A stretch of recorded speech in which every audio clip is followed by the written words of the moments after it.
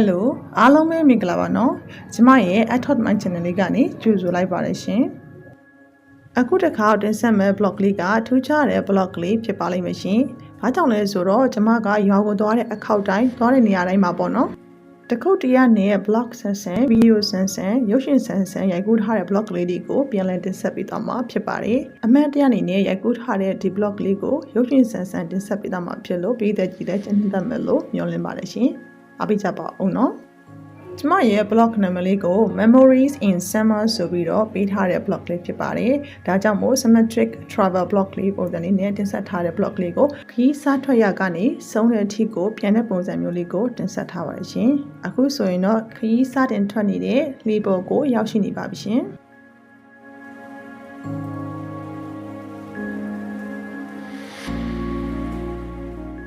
အခုကတော့ရွာကိုသွားတဲ့ခောက်ပေါင်းများစွာသွားခဲ့တဲ့လမ်းလေးကိုအမှတ်တရအနေနဲ့ရိုက်ကူးထားတဲ့ short trip ပုံစံမျိုးလေး blog လေးဖြစ်ပါတယ်ရှင်။ဒါကရွာကိုသွားနေတဲ့လမ်းတစ်လျှောက်လေးပေါ့နော်။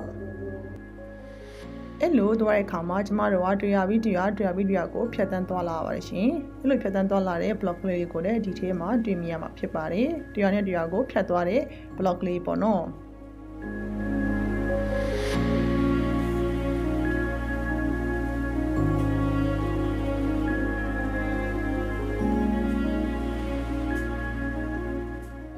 ရတော့ဖြင့်ရွာကိုပတ်တဲ့ခါမှာကျမကဆိုင်ငယ်သုံးပြတယ်ပေါ့နော်ဆိုင်ငယ်နဲ့သွားတဲ့ခါကျတော့ကျမတို့ရဲ့ blog လေးကကြည့်ရတဲ့မြင်ကွင်းလေးကပုံမြင်နေပေါ့နော်ပိုလည်းမြင်နေသွားတဲ့မြင်ကွင်းလေးကလည်းတော်တော်လေးကိုကြည့်ရမြင်ရတာကိုခံစားရတာတစ်မျိုးလေးဖြစ်တာပေါ့နော်ဆိုင်ငယ်နဲ့ကတစ်မျိုးစပိန်နဲ့ကတစ်မျိုးပေါ့နော်လမ်းလျှောက်ရင်တော့တိတ်ပြီးတော့လက်မငိမ်တတ်ဘူးပေါ့နော်ဆိုင်ငယ်နဲ့ဆိုတော့လက်ငိမ်နဲ့သွားတဲ့မြင်ကွင်းလေးကိုလည်းမြင်လေးရိုက်သွားလို့ရတာပေါ့လေနော်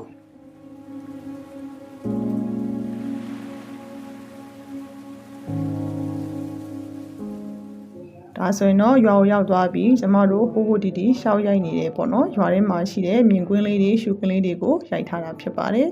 ရွာမှာဆိုရင်အသီးနှံကအစုံလေးရှိတယ်ပေါ့နော်အဲ့ဒါလေးတွေကိုတင်ဆက်ထားတာဖြစ်ပါတယ်ရှင်ရွာမှာရောက်တဲ့ခါကျတော့ဟိုတီတီဟိုနားလှခန်းစားဒီနားလှခန်းစားနဲ့ကျမတို့ရှောက်သွားလို့ရတယ်ပေါ့နော်ဒါလေးလည်းရိုက်ပြထားပါတယ်များသောအားဖြင့်ရွာကဒီမြေကမ်းတစ်ပေးသားမှာရှိတဲ့အတွက်ကြောင့်မြေကမ်းတစ်ပေးလို့လည်းကျမတို့ကရှောက်ဆင်းပြီးတော့ရှောက်သွားထားလေးတွေ့ရမှာပါရှင်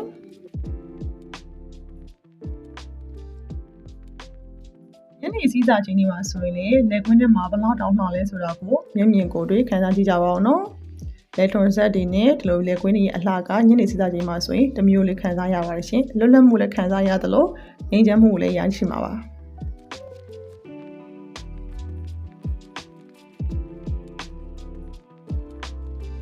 ဒါကတော့ရွာရဲ့အသီးနှံလေးတွေကိုအမှတ်တရတစ်ခုတ်တရရိုက်ကူးထားတဲ့ blog လေးဖြစ်ပါတယ်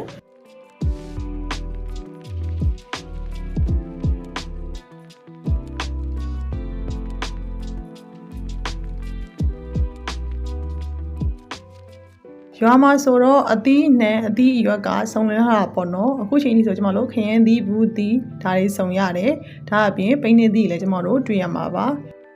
ရွာတဲ့ကိုသွားတဲ့ခါမှာအသီးနှံစုံလင်ရှိသလိုဖုံးကျောင်းကိုသွားတဲ့ခါမှာလည်းဖုံးကျောင်းကအသီးနှံတွေလည်းကျမတို့တွေ့ရမှာပါဖုံးကျောင်းရဲ့တာလှမ်းပါဘူးကိုလည်းတစ်ခါတည်းခံစားရမှာပေါ့နော်အေးချမ်းမှုတာယာလှပမှုပေါ့ရှင်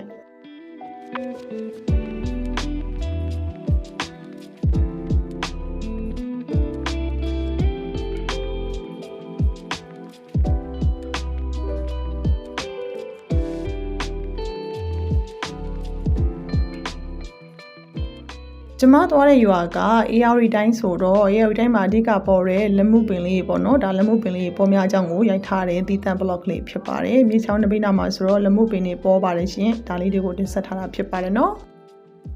ဒီလက်မှုပင်လေးရိုက်ထားတာကကျမကဖုံးကျောင်းဝင်းနဲ့ရိုက်ထားတာဖြစ်တဲ့ကြောင့်မလို့ဖုံးကျောင်းထဲမှာရှိတဲ့သစ်ပင်ပတ်မှန်လေးတွေကိုလည်းတင်ဆက်ပေးပါအောင်မယ်နော်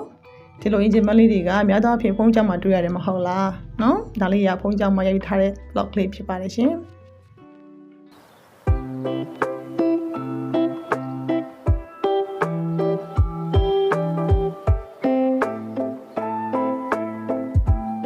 ဘုန်းကြီးကျောင်းမှာဆိုရင်တပည့်ပန်းမှန်တွေကစိမ့်စိမ့်ဆူဆူတွေ့မြင်ရတဲ့အပြင်အပင်ကြီးကြီးကိုလည်းတွေ့မြင်ရမှာဖြစ်ပါတယ်ဒီအပင်ကြီးကြီးအောက်ကနေဖျားစီပထိုးတွေကိုရိုက်ကူးထားတာဖြစ်ပါတယ်ရှင်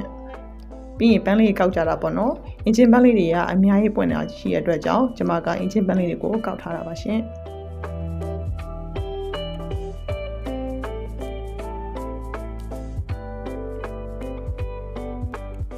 တို့ ယုံလေးတွေကြောင်လေးတွေခွေးကလေးမွေးတဲ့ခါမှာတောရွာမှာမွေးရဲဆိုရင်သူတို့ကတဘာဝအတိုင်းနေထိုင်ရတယ်မဟုတ်လားဒါကြောင့်မို့လို့သူတို့ရဲ့တဘာဝအတိုင်းကိုမြင်ရမယ်ဆိုရင်တော့တိတ်ကိုကောင်းတာပေါ့နော်အခုယုံလေးတွေကိုကြည့်လိုက်မယ်ဆိုလေသူတို့တဘာဝအတိုင်းပဲမြက်ကလေးတွေဆိုင်နဲ့ရှင်တန်ခွင့်ရနေတာသူတို့အတွက်ကောင်းတယ်လို့ပြောရမှာပေါ့နော်မြို့မှာဆိုရင်ကျွန်တော်တို့ဒီလိုယုံလေးမွေးထားတယ်ဆိုရင်ချင်းတွေခြံနေတဲ့မှာမွေးခံရတာပေါ့နော်ဒါပေမဲ့တောရွာမှာဆိုတော့လွတ်လွတ်လပ်ပဲသူတို့က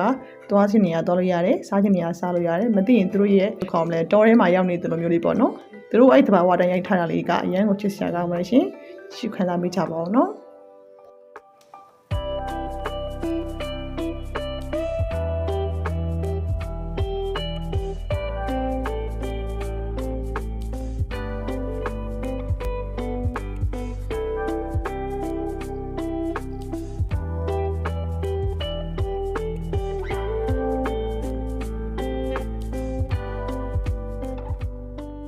နောက်ထပ်တက်ဆက်ပေးချင်တာကတော့ဒီလိုမျိုးပေါ့ခိုကလေးပေါ့နော်ဒီခိုကလေးတွေအရန်လှတယ်တောင်မလေးတွေအရန်လှတဲ့ခိုကလေးပါရှင်သူကအထီးနှစ်ကောင်ပေါ့နော်အထီးမှဆုံးတော့မဟုတ်အထီးနှစ်ကောင်ဒါကြောင့်မို့သူကလည်းနည်းတော့ရန်ဖြစ်တယ်ပေါ့နော်ချစ်စရာကောင်းလို့ရိုက်ထားပါရှင်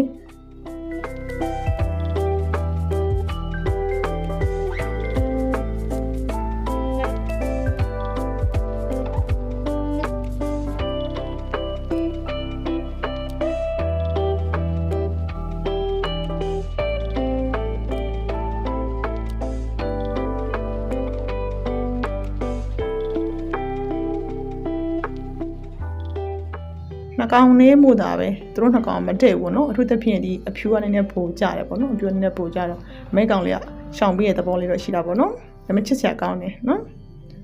ဒေါင်းခိုလို့ခေါင်လားမသိဘူးเนาะအမီးလေးတွေအရင်လှတော့လေဒေါင်းခိုလေးဖြစ်နေတယ်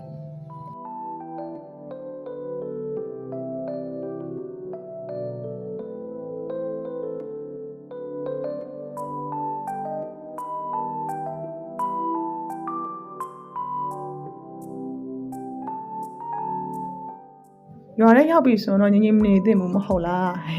ရွာထဲကိုရှောက်ပြီးတော့လဲမယ်ပေါ့နော်ရွာထဲကိုရှောက်လဲအခါမှာကျမတို့ဒီလှီလေးတွေလည်းစီးလို့ရတယ်ဒါမှမဟုတ်ဆိုင်ငယ်နဲ့လည်းပတ်လို့ရတယ်ပေါ့ကျမတို့ကတော့ဆိုင်ငယ်နဲ့ပတ်တာဆိုတော့လှီမစီးခဲ့ဘူးကျမလှီစီးထားတဲ့ blog လေးကိုရှာဝေးကြည့်ချင်နေဆိုရင်တော့ကျမရဲ့ channel ထဲမှာပြန်လည်ပြီးတော့ကြည့်ရှု up ပေးလို့ရပါတယ်ရှင်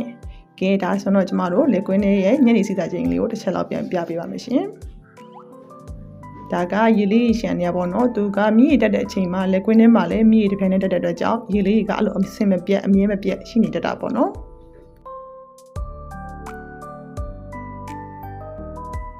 ရွာမှာဆိုရင်တော့လေထဲမှာဆိုရင်ကနန်းတွေပေါ်ရလေကနန်းလို့ခေါ်မှာပေါ့နော်ဒါပေမဲ့အခုမြင်နေတဲ့ဟာလေးကရှုပ်ကနန်းလို့ခေါ်တယ်ပေါ့နော်သူတို့ကောင်ကရန်ဖြစ်နေရလားမသိဘူးလက်မနှစ်ခုကိုင်နေရပေါ့နော်အထီးမှမိတ်လိုက်နေရတာမဟုတ်ရန်ဖြစ်နေတဲ့ပုံလည်းရှိပါတယ်အဲကြောင့်မလို့ရိုက်ထားတာဖြစ်ပါတယ်ဒါဆိုရင်တော့ရွာမှာရှိတဲ့အပင်တေးမမွားလေးတွေကိုရိုက်ထားလေးကိုတင်ဆက်ပေးသွားပါမယ်ရှင်ရွာမှာဆိုရင်တော့အသီးပင်တွေကအများကြီးဖြစ်တယ်လေနော်ဒီလိုမျိုးရွက်ကြပင်ပေါက်ကလေးလည်းရှိသလိုကန္နာရပင်တွေပေါ့ကန္နာရပင်အလှပေါ့အလှပန်းပင်တွေလည်းရှိတယ်ပေါ့နော်ပြီးတော့သီးပင်စားပင်အခြားမင်္ဂလာသီးပင်အစုံလည်းရှိတယ်ပြီးကျွန်တော်တို့တွေ့တဲ့အချိန်ကဧပြီလပေါ့နော်နွေရာသီဖြစ်တဲ့ကြောင့်ပထမပိုင်းနေဖွင့်နေအောင်လည်းတွေ့ခဲ့ရတယ်ပထမပိုင်းနေသွားခုထားပါပေါ့နော်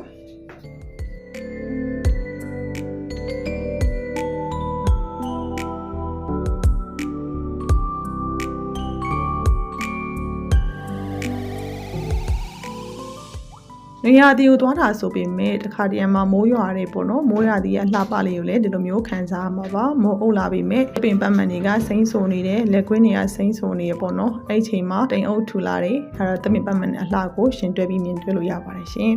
သီးပင်စာပင်လေးကိုနောက်တစ်ခေါက်ထပ်ပြီးတော့ကြည့်ပေးကြပါဦးနော်ဒါကတော့ခြံနောက်ဘက်မှာရှိတဲ့သီးပင်စာပင်တွေကိုရိုက်ထားတာပေါ့နော်အဆုံးပါပဲတည့်တော့တော်တော်ပေါ်တာပေါ့နော်